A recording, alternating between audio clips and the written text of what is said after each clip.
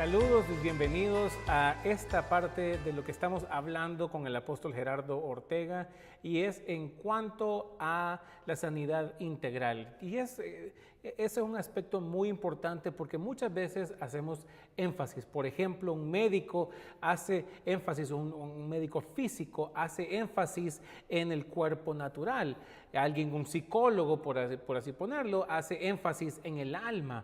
De repente un pastor o la iglesia se ha enfocado en la parte del espíritu, pero realmente el Señor nos ha hecho tripartitos, nos ha hecho que somos un espíritu. Nuestra esencia de quienes somos realmente es un espíritu, que nosotros poseemos un alma y habitamos un cuerpo. Lo que nosotros vemos como naturaleza no es que no es importante, simple y sencillamente nosotros, aun cuando de repente tenemos percepción de las cosas naturales más fácilmente, de una manera más obvia, en realidad nosotros somos espíritu, y es cuando nosotros venimos y somos despertados. Me gusta en el libro de Esdras, capítulo 1, que dice que el Señor despertó los espíritus. Cuando nosotros nacemos en la vida natural, inclusive que nos vamos desarrollando en nuestra vida psicológica, por así ponerlo, o en nuestra alma, me doy cuenta que usualmente, a menos que venga el Espíritu de Dios y que nos reconecte con aquello que fuimos creados nosotros para poder vivir una vida en plenitud. Es importante llevar una vida bios, de donde tomamos la palabra biología, que es la palabra natural para la vida que nosotros tenemos, que usted conoce, que usted percibe, que va a un trabajo, que come, que está con su familia, que va en el tráfico. Todo eso es una vida natural, la cual es importante y es esencial, pero no es la más importante. Luego también está el alma, que es el psique, donde se toma la palabra psicología, por así ponerlo, y es en el cual poseemos nuestra alma posee los sentimientos, posee las memorias, posee el pensamiento, donde está nuestra mente, y claro que es sumamente importante. Yo creo que tiene que haber un balance. Yo creo que la vida, el éxito en la vida, tanto en todas las etapas, es el balance correcto. No podemos ser tan espirituales que abandonamos la parte almática. Vamos a ver más adelante de cómo el alma, estar atado en el alma, estar afectado en el cuerpo, estar afectado con resentimientos, estar afectados con rechazo. Eso puede llegar a distorsionar la voz del Espíritu. Entonces, Dios nos manda que vivamos una vida en plenitud en las tres áreas de nuestra vida. No podemos ser alguien decía, no podemos ser tan espirituales que no servimos para nada en esta tierra. Yo creo que es importante que nosotros podamos tener funciones, encontremos dones, habilidades, cosas que podemos hacer, ser productivos de la mejor manera, crecer, incrementarnos en todas las etapas de nuestra vida, así como hablaba tercera de Juan, que nos decía, hijitos, yo quiero que prosperen en todas las áreas, así como prospera su alma. Entonces es un balance en el cual la vida es importante.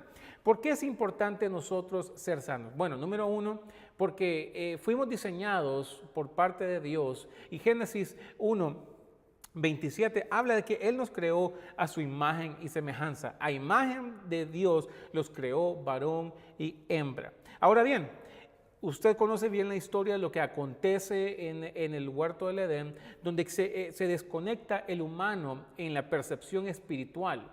El humano es espíritu, que tiene un alma, tiene una mente, tiene sentimientos, tiene conciencia de lo que lo rodea, tiene memoria, se acuerda de las cosas, se acuerda de las personas, reconoce, tiene un instinto, pero también tiene una vida natural, y es con el cual nosotros tenemos estos años que encontramos en la tierra.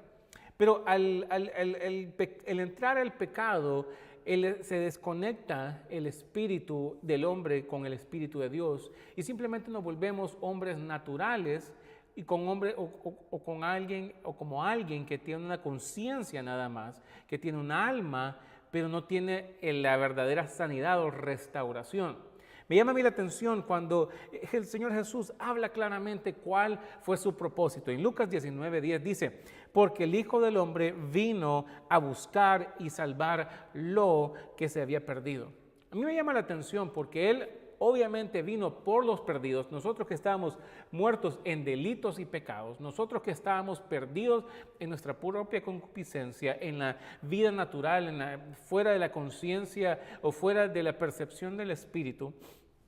Estábamos completamente desconectados de parte de Dios. Pero me llama a mí la atención que aun cuando el Señor Jesús vino a rescatar los perdidos, que estábamos nosotros, Él vino primeramente a rescatar lo que se había perdido. Y lo que habíamos perdido era esa conciencia de identidad como hijo. Nosotros habíamos perdido por causa del pecado de Adán.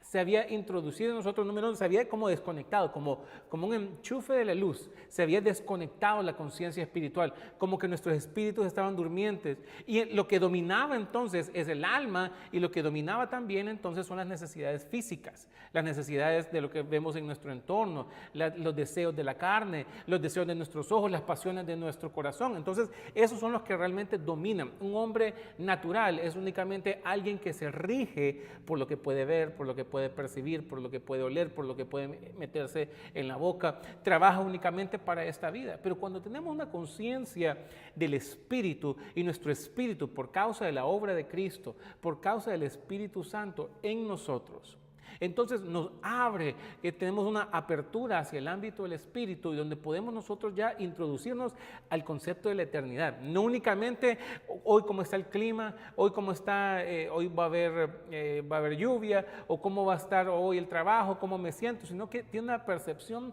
eterna y entonces nosotros podemos llegar a entender quiénes verdaderamente somos. A raíz del pecado hablábamos entonces. Viene esta separación de nuestro espíritu con el Espíritu de Dios. Y entonces, como hablaba anteriormente el apóstol Gerardo, nosotros somos espíritu, Dios es espíritu. Entonces, si Dios fuera un pensamiento, le hablaría a nuestra alma. Si Dios fuera un hombre o alguien carnal, le hablaría directamente a nuestro cuerpo. Pero por causa de que Dios es espíritu, la frecuencia en la cual Él se comunica, la manera en cómo Él se comunica es por medio de nuestro espíritu. Yo lo veo de una manera bien sencilla. Yo creo firmemente de que Dios continúa hablando, Dios continúa creando. En realidad, si nosotros vemos, el universo sigue creciendo, Dios sigue creando, el universo sigue expandiéndose. Por ende, Dios sigue hablando constantemente y podemos decir que es una evidencia científica de que Dios continúa hablando, porque todo lo que Dios creó, lo creó desde lo que Él habló. Por ende, entonces, Él sigue hablando. La gran pregunta que nosotros tenemos es, si Dios sigue hablando, ¿por qué nosotros no lo podemos escuchar? Yo lo veo de esta manera muy sencilla, muy práctica. Y es como cuando la radio ahora, ¿verdad? Con los iPods y con todas las iPads y con todo el Spotify y iTunes y todo esto, ya de repente esta generación no va a poder entender. Pero cuando yo estaba más joven, para poder escuchar una frecuencia, una radio en específica, uno tenía unas manecillas en las cuales uno le daba vuelta para encontrar la frecuencia correcta. Entonces, cuando de repente estaba distorsionado o no se escuchaba, simplemente se escuchaba estática, no quiere decir que la radio no funcionaba, no quiere decir que el locutor o la frecuencia en la cual se estaba enviando estaba mal. El que estaba desconectado era yo estaba fuera de frecuencia. Y a medida yo me iba acercando, como que se iba también aclarando, hasta que llega un momento donde podemos escuchar con claridad, en alta definición, y poder apreciar lo excelente de la transmisión. Igual creo yo que es en la vida en el espíritu, donde al inicio nosotros simplemente somos personas naturales, personas que nuestra alma domina, nuestros sentimientos dominan. En nuestra mente, una mente reprobada, por ende, ya por naturaleza, piensa únicamente en su propia persona, porque lo que hace el Espíritu es que nos da identidad. Y yo creo que es muy importante y eventualmente vamos a ir hablando acerca de la identidad. Porque yo te quiero decir algo, para ir terminando en este segmento, y es: tú siempre terminarás adorando a quien te da identidad. Eventualmente siempre terminarás adorando a quien te da identidad. Lo vemos hoy en día cuando vemos muchachos que su identidad proviene de la cultura. Y su afinidad y su adoración, por así ponerlo, tal vez no es un acto religioso, pero su deseo es movido por lo que la cultura les dice.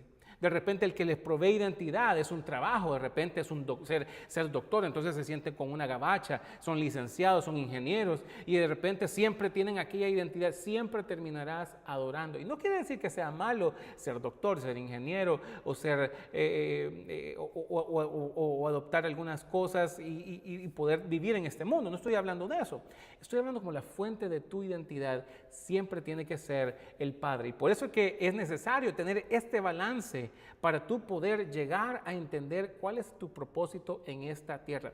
Te voy a seguir hablando acerca, entonces, si tenemos este balance, y así como el apóstol Gerardo hablaba acerca del espíritu, te quiero hablar de unas facetas del alma, porque si tú no tienes cuidado, el alma terminará dominando tu vida. Así que te voy a ver en un próximo segmento.